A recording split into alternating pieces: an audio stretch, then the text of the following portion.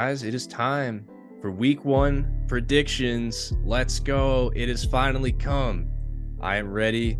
Gonzo, Zan, let's fire up the good old PowerPoint here. Week one picks. We are going to be picking the winners outright, and we are going to be picking the spread of this game as well. And for those of you who are new, who haven't watched us before, what we do here is we try to find the 10 best games to pick throughout every single week of the college football season. And we don't want to make it easy on ourselves. We always want to make sure that we pick competitive games with competitive spreads. We do want to make sure we get the best teams and the best ranked matchups out there. But at the same time, we're going to show the G5 some love. We're going to make it, a little bit tough on ourselves sometimes. So without further ado, you can see the lineup here for these games that we're picking for week one. Florida at number 14, Utah. It is a Thursday night game. I am so excited for it. I cannot wait as a Gator fan. But Utah is a 7-point favorite at home. Utah, of course, this is a revenge game for them.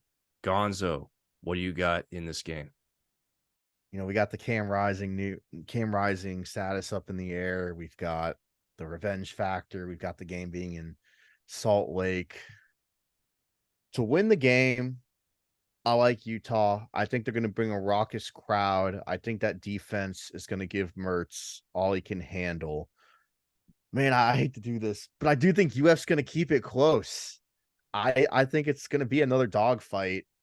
So I hate to be like this, but I'm going to take Utah to win, but I'm going to take Florida to cover. All right, so you got Utah winning, and then you got Florida keeping it close with that 7-point spread. Give me a touchdown, yeah. I'll give Florida to mess around and keep this close. I don't think Utah in week one, when historically they start slow, I don't think Utah's going to run them out of Salt Lake. Yeah, that's another thing that I forgot to mention is we have a self-imposed rule that if the spread is less than 3 points, you cannot hedge either way. So if it's less than 3 points, you gotta pick the winner. You got to pick the team that you're picking outright to cover that spread, because we're not hedging. We're not taking the easy way out here on those games. But Zan, what do we got? So this one's entirely dependent on Cam Rising, because I think there's a significant difference between him and the next guy in the lineup. Before they discovered and landed on Rising, they had some struggles at the QB position. And so that's something that kind of worries me because, Florida, from a talent perspective, matches up very well with Utah. From a depth perspective, they match up very well with Utah. And that's why we saw, Utah struggle last year, even when everyone was healthy. And so I think if Cam Rising isn't starting, I think Florida wins. But I'm going to go under the assumption that Cam Rising is going to play. And I'm going to say Utah wins. And I think Florida will still keep it close. It's going to be a spread cover. All right. So we got both Florida covering those spreads for Zan and Gonzo. I also am going to pick Utah to win this game. I think they will avenge their loss last year in the swamp. They are definitely the better team, but I'm with you, Zane. Make a good point about the roster talent. I mean, talent-wise, I think these teams are pretty close to one another. You could argue Florida overall has better roster talent, but, Florida's offense is going to be significantly less explosive this year than it was last year without Anthony Richardson. It's going to be maybe less turnovers, but another thing, too, is that Florida's offensive line took a big hit this offseason. It will not be quite as good as it was last year. So Florida was able to play bully ball pretty well against Utah last year. I don't know if they're going to be able to do that this year. And even with a not so healthy Cam Rising, I think Utah will win. But I'm kind of with you guys here. If you're giving me a touchdown, I'm going to take UF to cover. I still think it'll be relatively close. I don't see Utah just blowing Florida out of the water again. So I'm with you guys here. 3-way consensus on Utah winning, but Florida covering those 7 points. If you could give us a 7.5, that'd be really nice, but I'll take 7. How about another Thursday game, I believe? Nebraska at Minnesota. The Big Ten playing those conference games in the opener. Minnesota's a 7.5-point favorite. Debut for Matt Rule at Nebraska in Minneapolis. What do we got, guys? So we got the $5 bits of broken chair. That is the trophy. I love that name, and I'm not going to bore everyone with the history because A, I don't know it, and B, that's just wild. Let me get into the football. So as someone who in win totals actually, and I drafted this team, so by default, give me Minnesota to win the game. at home. I need them to win the game. And then, man, 7.5. Wow. I like the hook there. That hook's important. And initially, I wanted to go full blown Minnesota, but in these like week 1 games, especially conference games, this is going to be close. This is going to be close going in the fourth quarter. So I'm going to take Nebraska to cover the plus 7.5. The uncertainty scares me, but I don't think this is going to be a blowout. I just don't think so. So Minnesota is definitely the better team here, especially from a roster talent perspective. They're also at home. I'd feel silly not to take Minnesota, so I will take Minnesota to win this game. But like you, Gonzo, that hook is important because Nebraska with Jeff Sims, I think we know with Matt Rule, Jeff Sims, and everything that they've got going on there, they can keep this close. They may be able to, spell a little bit of trouble on the ground for Minnesota. Jeff Sims is very dynamic with his feet. I'm going to go ahead and say it's a cover by Nebraska. I'm going to take Minnesota to win this game. I think they are definitely the better team. That hook is looking very nice and juicy. It is tempting, but I'm actually going to take Minnesota to cover that spread. I think Minnesota will win by 2 scores. I respect that. I think this is an instance of, new coaching staff. I know it's Matt Rule, but man, it's not like they're just going to be running guns a-blazing out the gate. I think this will be an instance of Nebraska maybe doesn't look too great to start the year, but they get better as the season goes on. I think this will be one of those instances. Completely new coaching staff, everything. I think maybe this is one of those teams that takes time to get better as the season goes on. And I mean, Minnesota's got the Greek rifle, man, and they're at home. I kind of like Minnesota there. So give me Minnesota to cover that 7.5 point spread. All right, this one, for team draft. Boy, the hype machine's been out of control for this one all season long. This will be a Big 12 conference game next year, fellas. This is a future Big 12 conference game between Colorado and TCU. This one is in Fort Worth. Who do we got, Gonzo? The money line's easy for me. I got TCU to win the game straight up. This is the defending runner-up. And let's not forget that. It's not that TCU is not coming off a 7-5. They'll still be decent. So I think they'll win at home. It's going to be a lively crowd.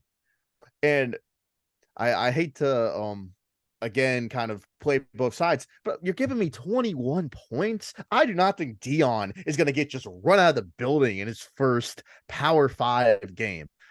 I think TCU will have this handily, but I think Colorado can stay competitive, even though I'm personally not as high on them this year. So give me the Buffs. Give me Ralphie the cover. I said early on when we were doing win totals that I think Colorado will be much improved this year. I think TCU will win this game. They're at home. TCU did lose a lot of talent, but I think Colorado has the potential to keep this game a lot closer than 21 points. They really revamped their roster in such a way that we have never seen before. And so it's kind of hard to expect because we know Colorado was horrendous last year, but they basically turned over the entire roster for better players. And so if they can get the coordinating right, I would say Colorado is definitely going to cover this. Man, this has been a hedge fest so far. I think Colorado's getting run out of the building. Give me TCU to win, TCU to cover. I think they win by more than 21 points. I have to see it to believe with Colorado. I really do. And again, I like Nebraska. This could be a team that looks terrible to start the year. Maybe gets better as the season goes on. But I'm picking early season blowouts because this is where you kind of see this stuff happen sometimes. Now, I do want to say, Shoob, and I respect you going balls to the wall, doubling down. I love that. But I do want to say what I think is affecting at least my picks is these new clock rules with as much time running off. That is valuable time you lose to run up a score or get scoring in. Now, do I think it's going to tremendously change things? No. But in situations like this, when you have multi-touchdown spreads, I think it could be a factor. That's just what's going through my mind. That's all. No, that is a very good point. That's something that I feel like we haven't mentioned yet. We just forgot about it. But yeah, the clock rules definitely takes away 6 or 7 plays per game. That's what's supposed to be the average. So it could get more variance, which could be a good thing for parity, but we're not, maybe a little bit here and there compared to years past. Well, Boise State at Washington. Now, this is a nice little fun non-con matchup. Washington getting a lot of preseason hype this year, a lot of Pac-12 hype, a lot of potential college football playoff hype from yours truly, Saturday Scholars. Boise State's coming into town. Washington's a 14.5-point favorite. This spread has come down a little bit. Washington lost their starting running back to the season, he is out for the year, which is going to be quite unfortunate for them. But I still think Washington will be just fine. What do you guys think? Trim the hedges. I got Washington both ways. This is one that I'm more confident in with the spread. Boise, of course, is always a good team, but the Penix Heisman campaign starts now, baby. I'm right here copying Gonzo's homework because let's think of this. Early seasons usually when you see mistakes made by teams, but they have continuity at OC, they have continuity at quarterback, they have so much continuity in the wide receiver room. Even though they lost their running back, that wasn't really the strength of this offense. So I really think they're going to be more than just fine. I think they're going to handle Boise by about 17 points, maybe 20, 21. So give me Washington. Yeah, Cameron Davis. I mean, I normally don't really pay a whole lot of attention to running backs because they don't matter as much these days. They're not as valuable as what they used to be, but he was significant in the pass catching. But I agree with you guys. It's not like this isn't like an end all be all loss here. I'm going to take Washington to win and cover as well. I feel like 14.5 is somewhat conservative of a spread. If you're going to ask me, I know Boise is going to be one of the better G5 teams this year, but I think they cover that. I think this offense is explosive enough to do that. So how about UNC against South Carolina? This one's at a neutral site, actually. I believe this one is going to be at, what's that place called there? In Charlotte. Whoever the sponsor is this year. Oh, is it a Duke Mayo or something? It's the Duke's Mayo. Yeah, it's the Duke's Mayo Classic at Bank of America Stadium in Charlotte, North Carolina. There we go. And they played in the Mayo Bowl 2 years ago. They did. So it's interesting. If you're a Carolina football team, you definitely are involved in the Mayo. And Tar Heels are a 2-point favorite, by the way. I think the Mayo gets dumped on Shane Beamer. I'm taking South Carolina both ways. And this is completely, hey, Drake May's going to get his, but I think Rattler's going to get his against that UNC defense. And I don't know, South Carolina just gotten up for this matchup in recent years. The only one I can really recall, though, is, of course, that bowl game. And bowl games you can only put so much stock into. But I like South Carolina to clip North Carolina very early in the first game. So you got Shane Beamer getting on his knees and taking the Mayo. I got you. All right. The only thing that's a little concerning for me here is South Carolina's best receiver Antoine Wells might be out week 1 versus UNC. So I read earlier today Shane Beamer expects him to play, but they don't know in what capacity he'll be able to play. If he'll be 100%, if he'll be limited snaps. But that's really concerning for me. We know that UNC's defense is atrocious. I expect Spencer Rattler to have a pretty good year. This is quite literally the definition of a bag year for Spencer Rattler because he doesn't have any eligibility left after this. But I'm not going to bet against Drake May. Give me UNC. All right. And that's only because I don't know about Antoine Wells. If Antoine Wells was 100% healthy, I would go South Carolina. I think lines of scrimmage is what I would be paying attention to in this game because South Carolina's offensive line is not supposedly going to be very good this year. It could be one of the worst offensive lines in FBS for all we know, potentially in the SEC too. And then UNC's defensive line. I mean, we've been saying it for like 2 years now. It's like, when is UNC's defensive line going to take a step forward? Like, you got former 4-stars and a 5-star on that defensive line. Like, are they finally going to get good? I would be paying attention to that if either of these two teams maybe is taking a step forward there. But I'm going to go with the tiebreaker being the quarterback, and that is Drake May. Give me UNC. I know I'm down on both of these teams, and they happen to play each other. I took unders on both of these teams this year, and I feel relatively confident about them. But they do play each other here at a neutral site, and I got to go with the Tar Heels. I think they are a little bit better of a team than South Carolina. Carolina Blues, Shoob. Carolina Blues right there. All right, Toledo and Illinois.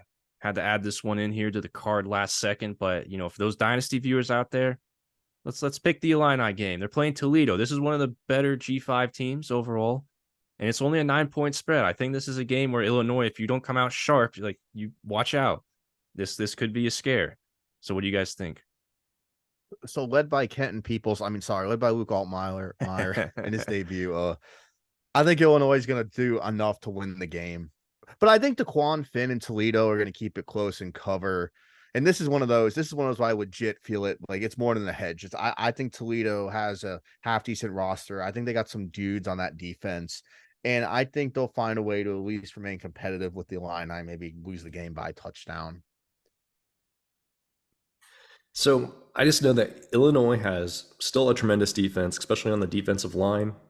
Line of scrimmage is really important in games like this. DeQuan Finn, as much as we like DeQuan Finn, I feel like playing against the defensive line with, Jerzon Newton coming at you, potential first round pick, that could spell some turnovers, that could spell some inaccurate throws.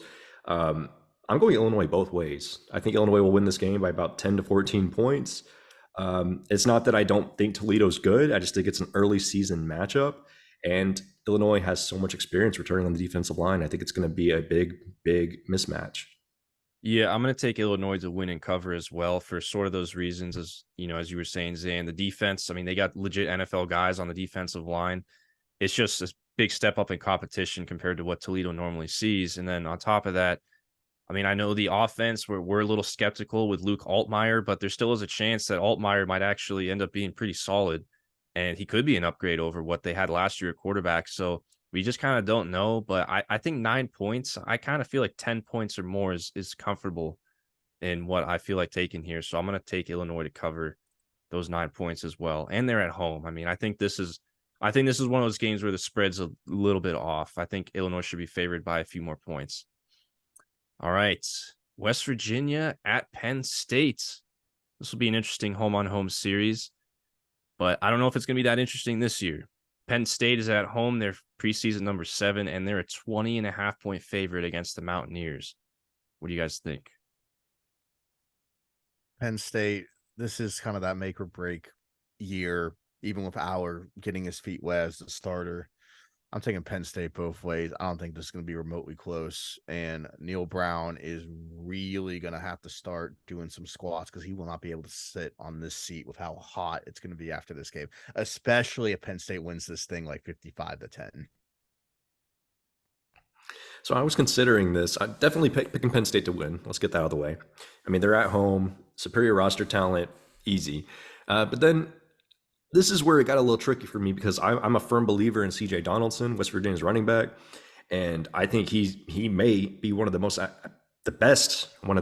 absolute best athletes in the entire Big 12. But the thing is, when I consider the rest of the West Virginia football team, I consider they lost their top 2 wide receivers and they didn't replace them via the portal. They still have a relatively young quarterback, although he is a dual threat in Garrett Green. I think the lack of having a potential passing attack is going to make it very hard for CJ Donaldson to get anything going. And for that reason, I like Penn State on the cover as well. Yeah, this spread was tough for me as well. Of course, taking the Nittany Lions to win outright. Remember last year, West Virginia came out of the gates, first game of the season, it was against Pitt in the backyard brawl, and West Virginia looked pretty good. I mean, that game looked pretty legit to me. Like that looked like 2 at least bowl teams to me playing. And I was like, wow, West Virginia, even though they lost that game, I was like, they came out of the season like relatively strong. And then, of course, they faded as the year went on once they got in the conference play. But I don't know. Do you think this is a game where Penn State is just going to empty the clip? Like, are they going to be trying to blow West Virginia out? Or are they going to be like, okay, we'll take a comfortable 10 or 14 point lead and ice this thing out? Because this is what I'm struggling with here. It is true. They may not want to open the playbook. And then the other unknown is Drew Allar. Right. It was Aller. It's actually Aller, I believe. I think it's Allar. Or I think it's Aller. It's Aller. Yeah. Sorry, you're right. It is Aller. Yeah, Drew Aller. What if he struggles? Could see a cover. Yeah, man, 20.5, this is tough. Doing this on the fly, if you couldn't tell. You know what? This one might come back to bite me. I'm gonna take West Virginia. I don't think it's a bad spread to take. I mean, 20.5 points against another Power 5 opponent is kind of tough. Mm-hmm. But I'm kind of operating under Drew Allar, whatever, is going to play at least decently well.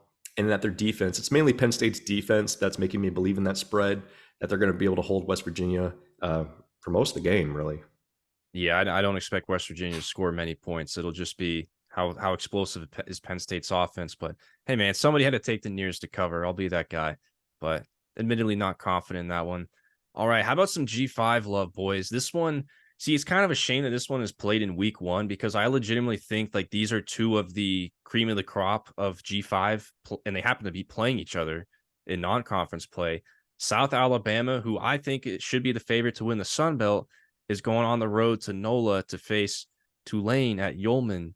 And Tulane is the team that we all believe should be the heavy favorite to repeat as American champions again. So a couple G5 heavyweights going at it. Tulane is preseason number 24, and they're a 6-point favorite at home. You got two rosters loaded with experience, loaded with watch list candidates, and just overall good players. And in these kind of matchups, I think the matchup to look at is, of course, the quarterback matchup. And all due respect to Carter Bradley, but I'm taking Michael Pratt in that matchup 10 out of 10 times. Give me Tulane to win the game and give me Tulane to cover down there in NOLA. I mean, yeah, South Bama, lots of returning production on their receiving core that I really, really like. Good quarterback. I mean, but Tulane, man, Willie Fritz. I don't really want to bet against Willie Fritz. I really, really like him. They got good quarterback play. I'm with you, Gonzo. Give me Tulane both ways. Roll wave. Roll wave. So I'm with you guys here. I like Tulane to win this game, and I'm going to take Tulane to cover that 6 points. I think they can win by a touchdown. The one thing I will say, though, that could be giving us some trouble here is there any sort of hangover from last year for Tulane to open the year? Because we do see that a lot. They did lose their best running back to the NFL. So Spears.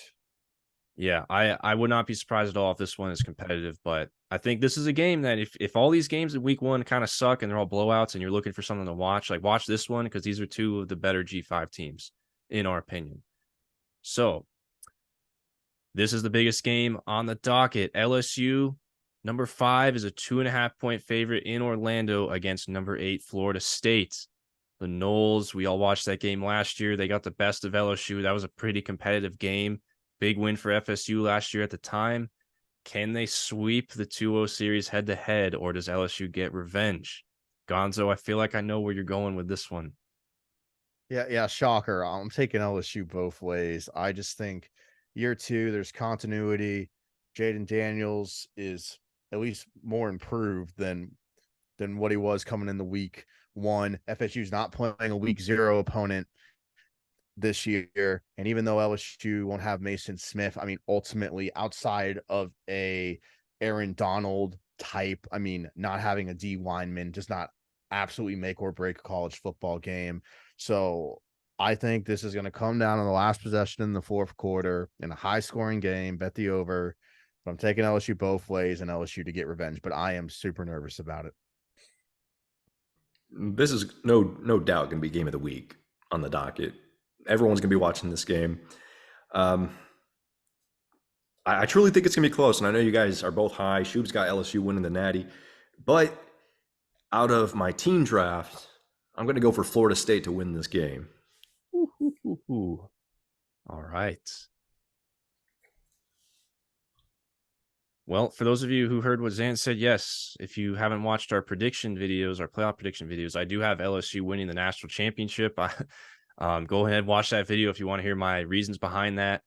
Definitely rolling the dice there, but I do think LSU has the upside to be a playoff team this year, to be potentially an SEC champion. I think they have a top 4, top 3 upside as a team, and I do think they're a little notch above Florida State this year. I really think LSU is going to get their revenge. This is the other thing, too, is the fact that LSU lost this game last year, even though it's going to be in Orlando and it's going to be a slight crowd advantage to FSU. At least I would assume so.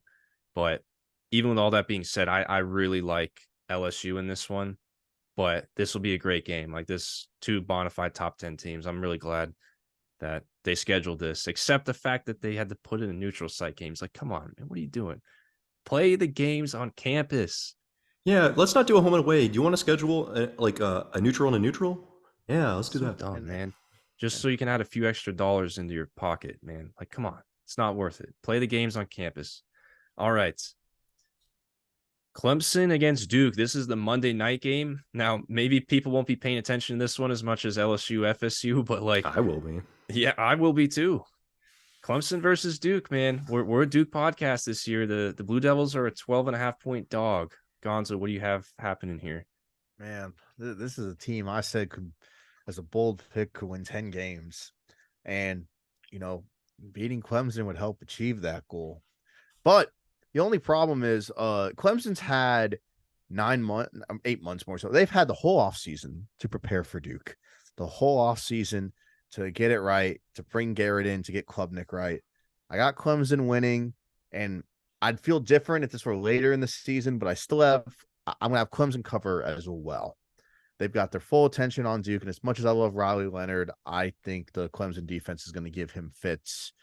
And I don't think this is like a 28-point win. I think it's more in like that 21 to like maybe 3 touchdowns. I think Duke could be competitive, but Clemson will cover ultimately. So obviously I'm going to take Clemson to win. They're far and away one of the better teams in the ACC. We mentioned how between Florida State and Clemson, there's a huge drop-off after that. And then in terms of the spread, I think I can see this game being about a 34-20 or 34-17 type of game. So based on that, I'm going to go with Clemson to cover as well. Wow, we got 2 Clemson covering here. Well, this spread is tough for me because, man, you know how badly I wish this was like a 13.5 or a 14.5. I would take Duke, but I feel like this line has respect for Duke baked into it already, because some people may be thinking, oh yeah, Clemson versus Duke, that's going to be a blowout. Not necessarily. I'm going to take Clemson to win. I mean, I would be a little surprised if Duke is able to pull this one off, but I do think it's not out of the realm of possibility. And you know what? I'm going to take Duke to cover this spread, boys. Yes. I think the Blue Devils will. Somebody had to do it, man. I got to be that. Even though I don't like taking them, even though I don't like them covering plus 12.5, like I said, give me another point or two. I would really like it, but someone's got to do it, man. I think Duke can quietly keep this one close. I really hope that like a turnover in the fourth quarter or something like that doesn't ruin this for me. I mean, Duke is at home, and a turnover in the fourth quarter might actually be what gets Duke to cover. So yeah, it is in Durham. It is at Duke. Mm-hmm. Steve, you're gonna look like a genius when this game goes into overtime. Hey, that would be nice. That would be nice for a lot of bold predictions and wallets between the 3 of us. That FSU team took Notre Dame in the OT a couple years back, and that game really should have been a blowout. So it's not out of the realm of possibility, like it was in maybe years past when these two would meet.